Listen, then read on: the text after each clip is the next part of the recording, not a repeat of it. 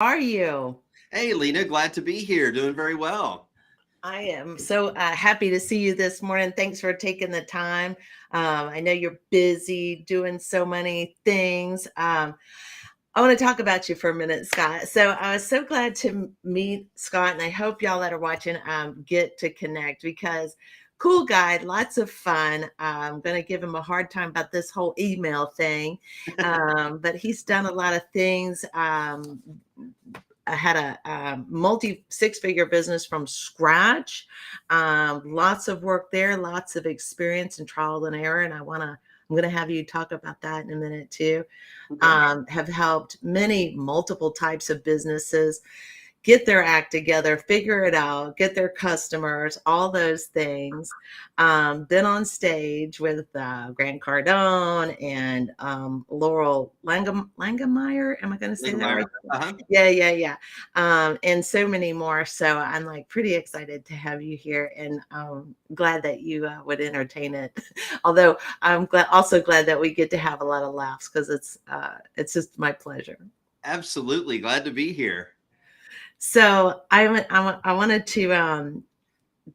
you to say this whole thing about building that company and like what kick-started all this about email, because Scott, what I've heard is email is dead.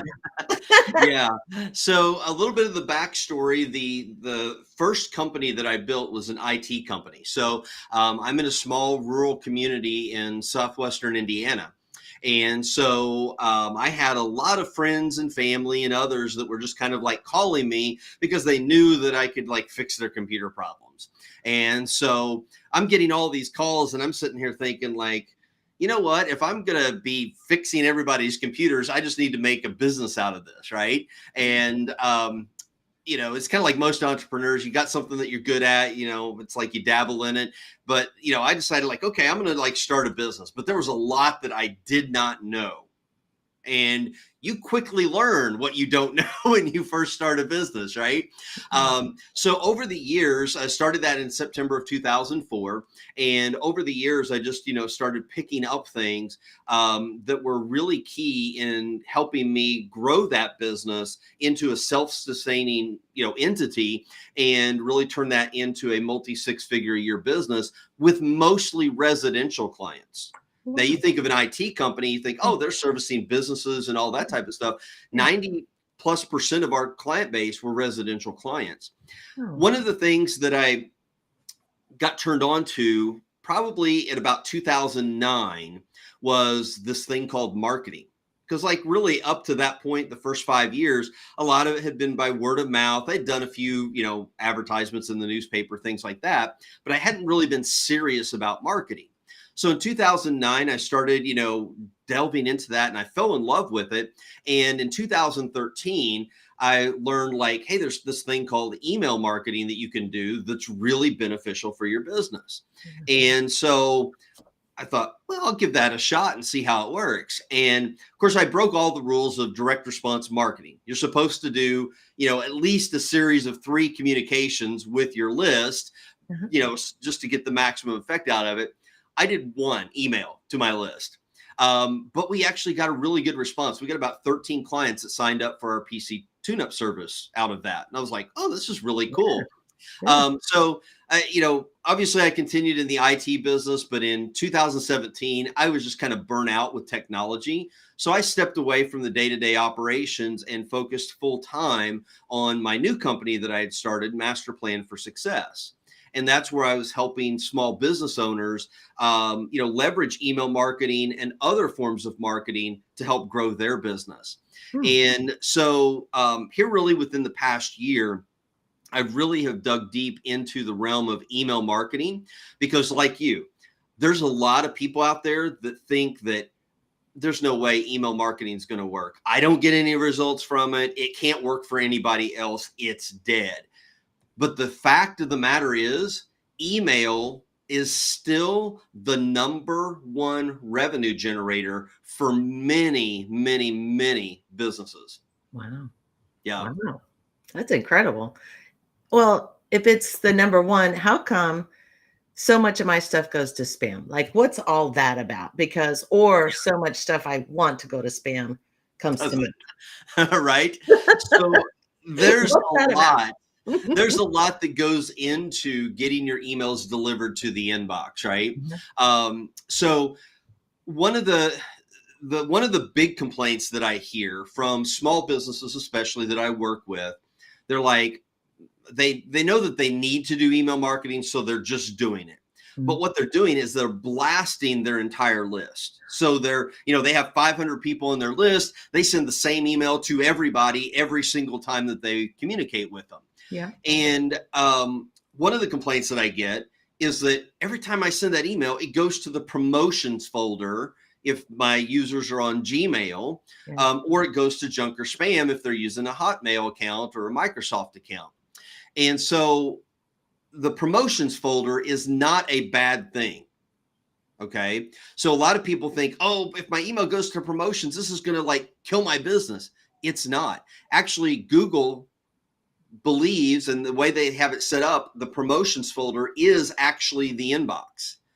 And the majority of people don't even have the promotions folder turned on. Yeah. So honestly, you're like majoring on the minors. It's like, don't worry about it.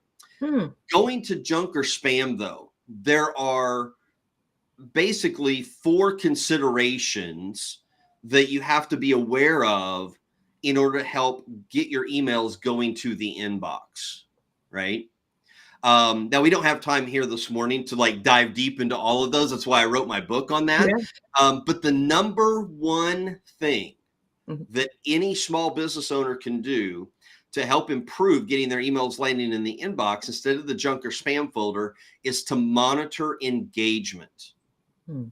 How are people interacting with your emails? Who's opening? Who's not opening? Who's clicking? Who's not clicking? And how long is it taking them to engage with your email? Are people engaging with every email that you send, Right. or are some of them like every 90 days or every 6 months that they're engaging with an email?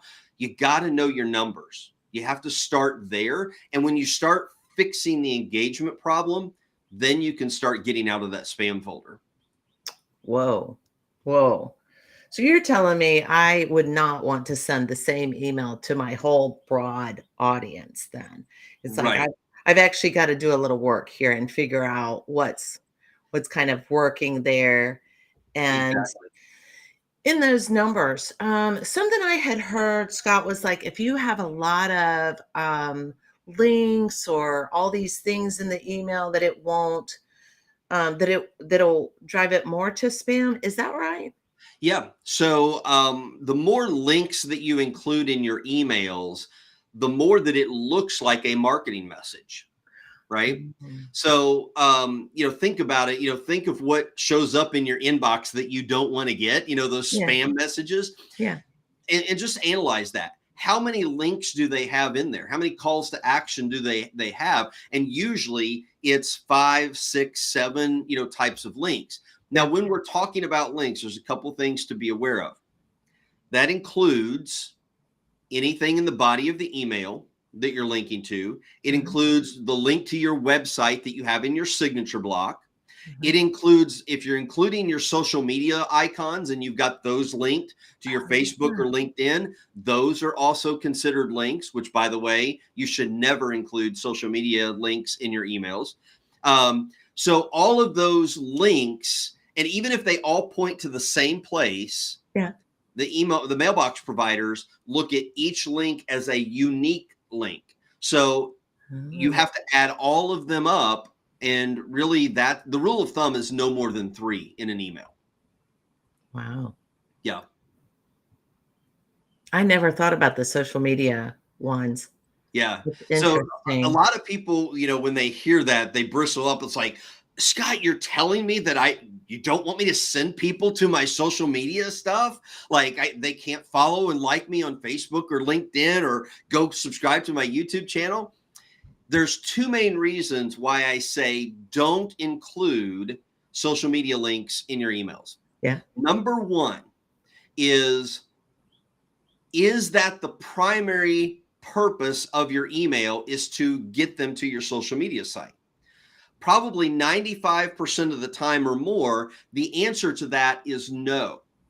So the copy and the body of your email is usually either providing value to them or you're trying to get them to go to your website to buy something.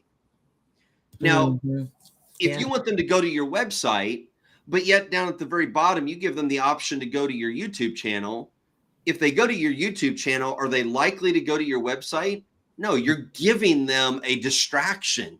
Mm. And, why would you want to distract somebody from taking the desired action that you want them to do? The Right. second reason that a lot of people aren't aware of, YouTube, LinkedIn, Instagram, Facebook, TikTok, and Snapchat, they all periodically appear on what are known as block lists. Okay, Oh. so they basically get slapped by the internet providers, basically saying, hey, something's not right here.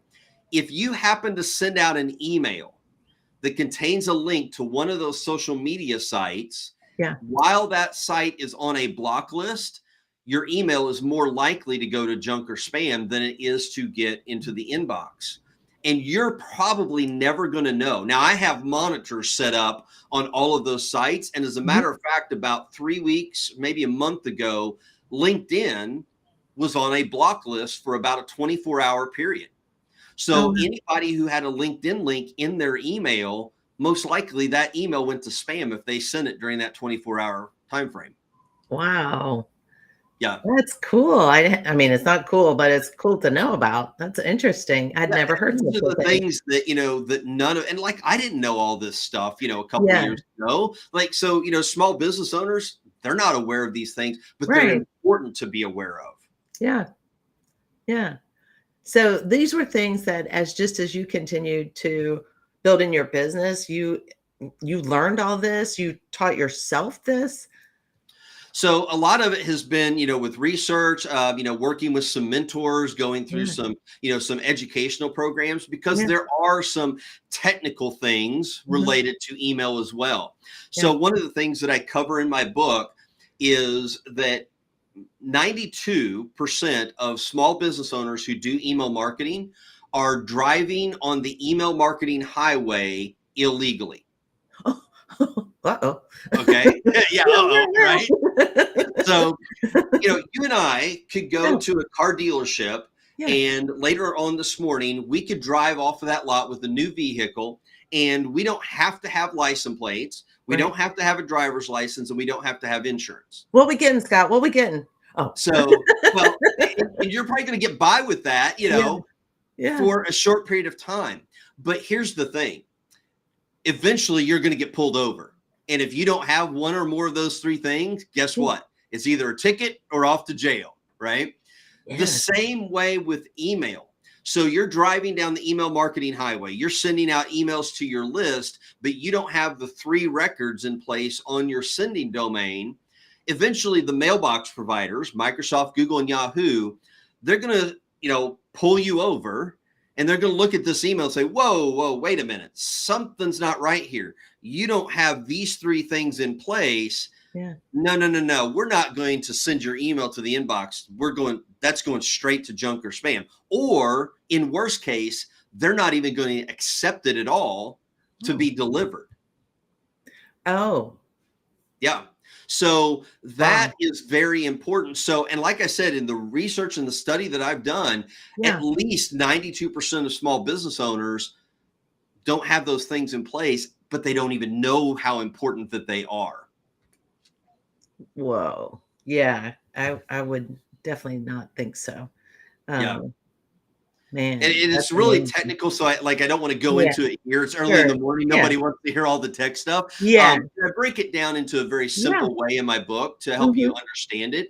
Yeah. But it is very important to have that piece in place. Yeah. Yeah. And I have no problem saying I would actually highly recommend this book because it does make things just much more simpler to understand and bring it together. I think you wrote this for it should have been hit the inbox for dummies because I don't know that I it could have is. gotten away with the four dummies thing. I think that's Well, trademarked or something. So, but it would have, I know, right? But oh yeah, we're back on that illegal highway. Sorry, that's Scott, I right. was Yeah, in the car. You're driving. It's not my fault.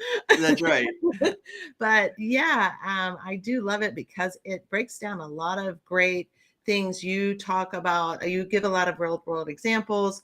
You talk about things like, I think I was looking at segmenting your list Yep. and how to do that, as well as there were some things that you talked about.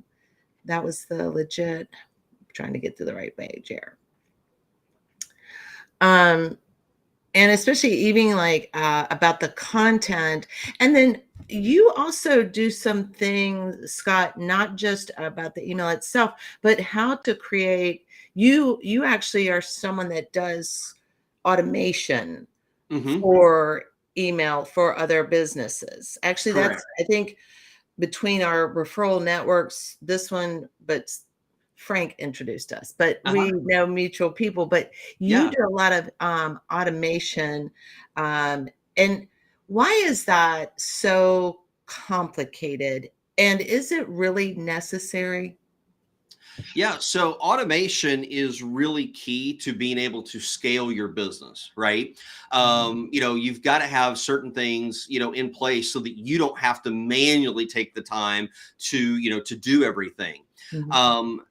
For example, if you offer something of free on your website, but something of value, so what is Yeah, commonly known as a lead magnet, yeah, when somebody fills out that web form and they say, hey, I want a copy of this, you don't want to get an email and then you have to manually send that lead magnet to the person yeah. or to manually follow up with them.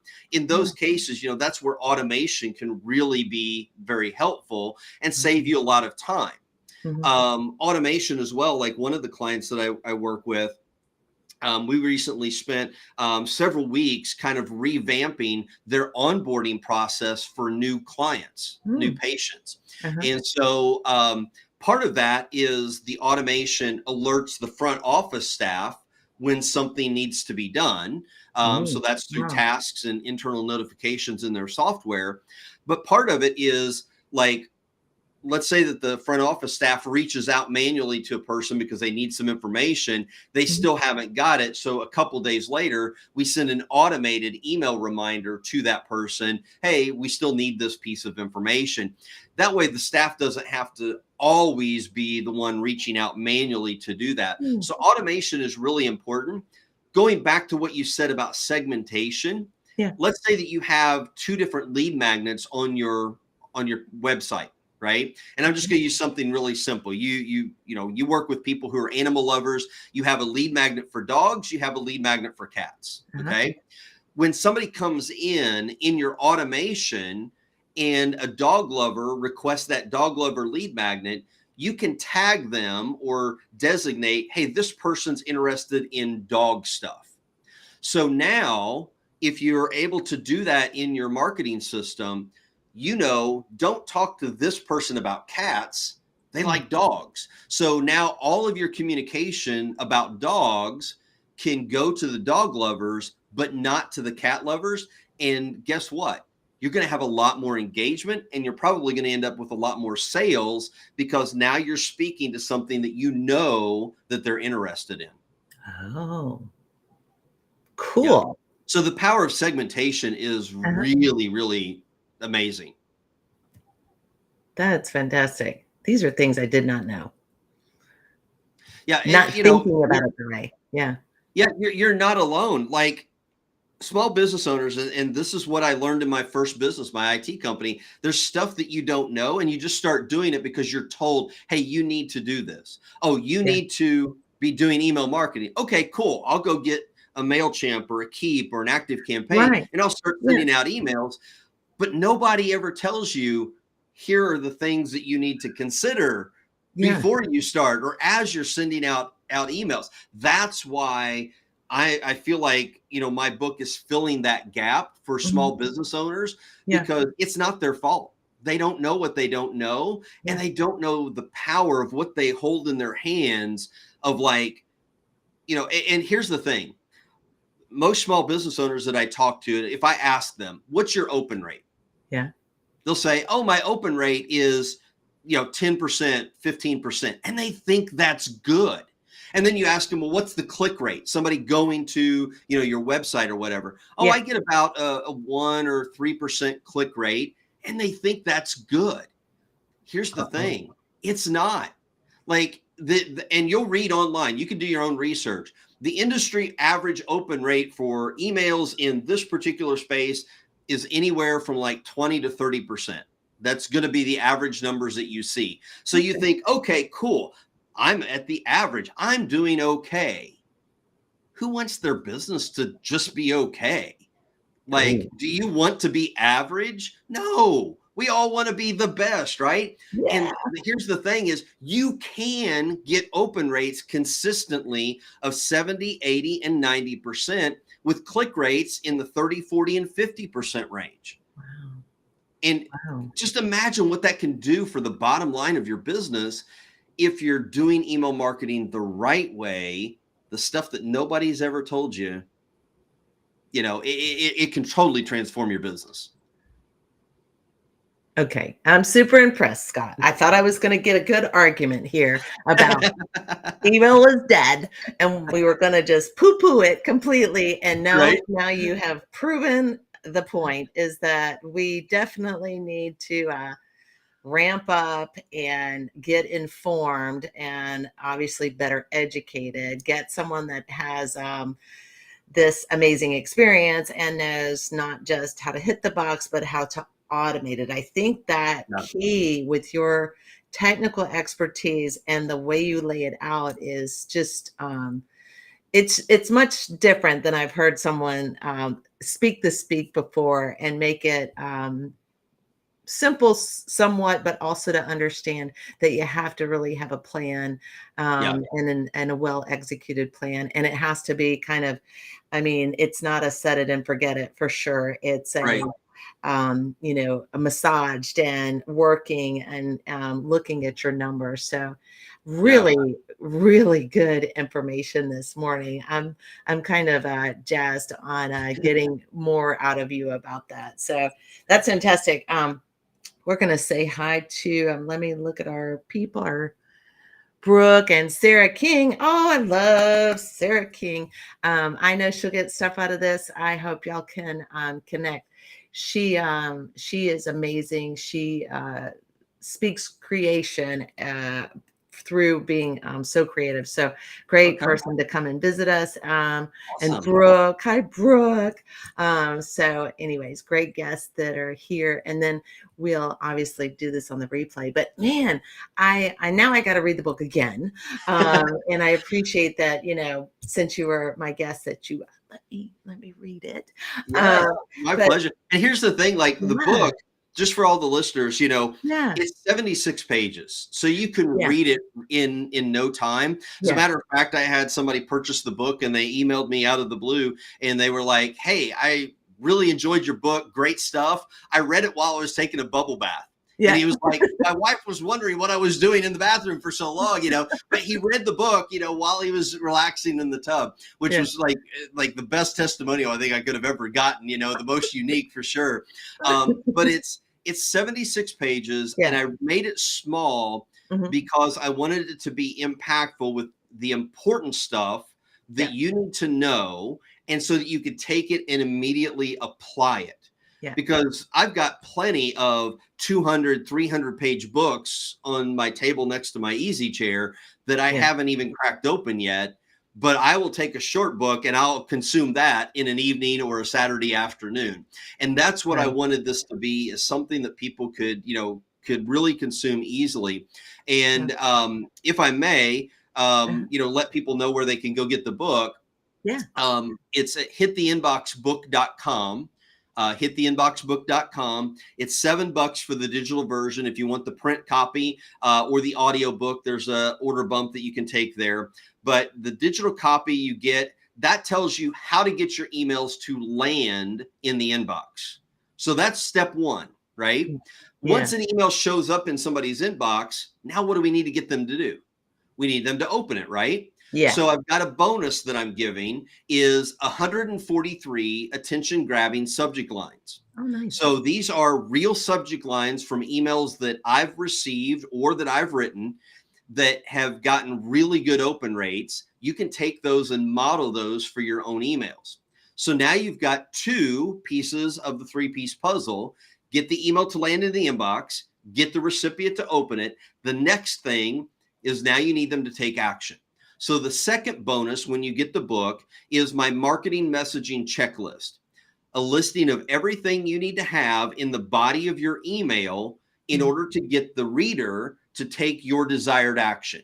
Go purchase something, go read an article on your website, whatever that is, Uh-huh. that marketing messaging checklist. So you basically have email marketing in a box for $7 when you buy the book. You get the book, the 143 attention grabbing subject lines, and the marketing messaging checklist. It's a great start, and it gives you the foundational things that you need to know to stand out amongst your competition and be light Cool. years ahead of most small business owners who aren't aware of these things.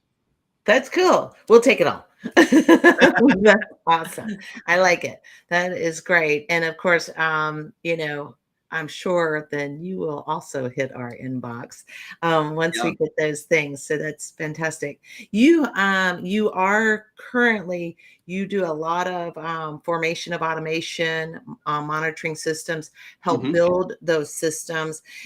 Scott, is that any size company? Can they contact you, or are you uh, are you up in the clouds for the size of company, or as can little solopreneurs call you and get your services? Yeah, solopreneurs are my life.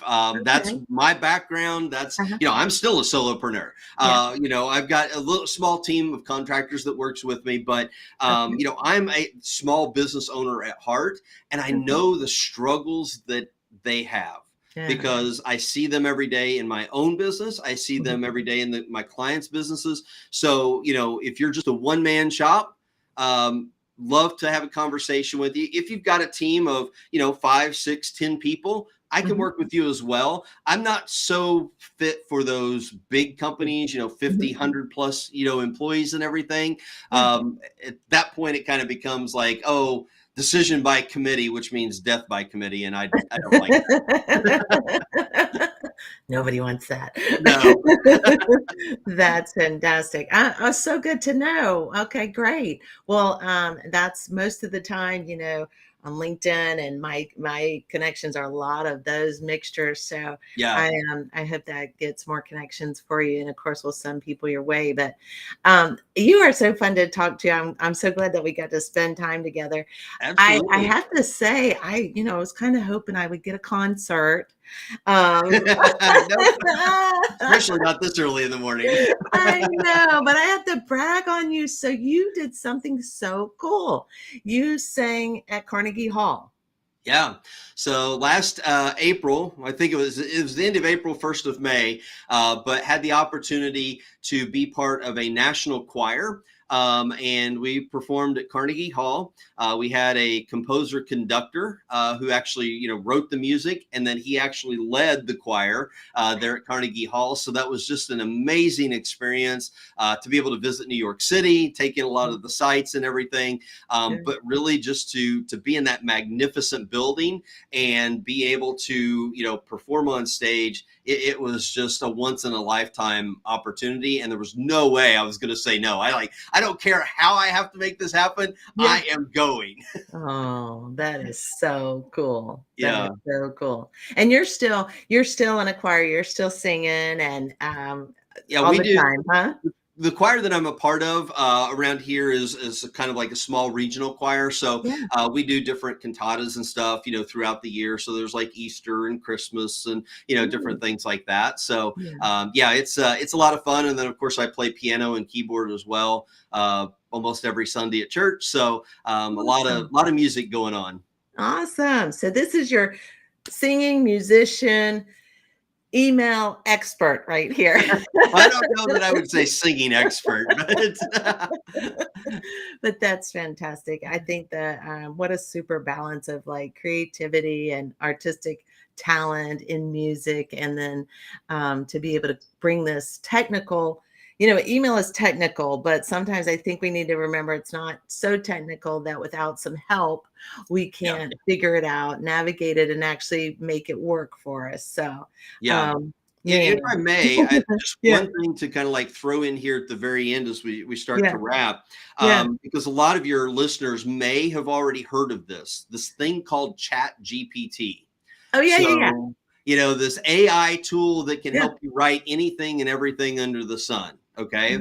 Mhm. This is a deeper discussion that we can maybe have at another time, but I just want to Yeah, kind of tease this. ChatGPT is an amazing tool to help you in your business, but do not, I repeat, do not just copy and paste what ChatGPT gives you into an email. We don't know exactly how the mailbox providers are going to treat that. yeah, But what we're seeing right now is that there is the potential that if you're using completely AI generated content in your emails, yeah. that it's more likely to go to junk or spam.